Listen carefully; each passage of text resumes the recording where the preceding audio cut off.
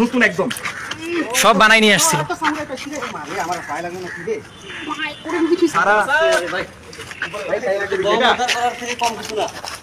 এত অস্ত্র একসাথে পাওয়া তো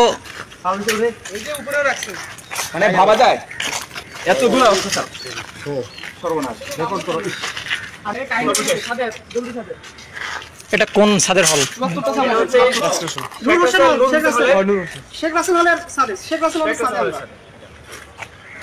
এখন লোকজন নিয়ে আসেন কিছু। মালটা আছে এটা মনে করি ঠিক আছে, এরকম শুধু একটা বোতল না, এখানে এই যে এই নেতার ছবি পাওয়া গেছে আর কি সাথে।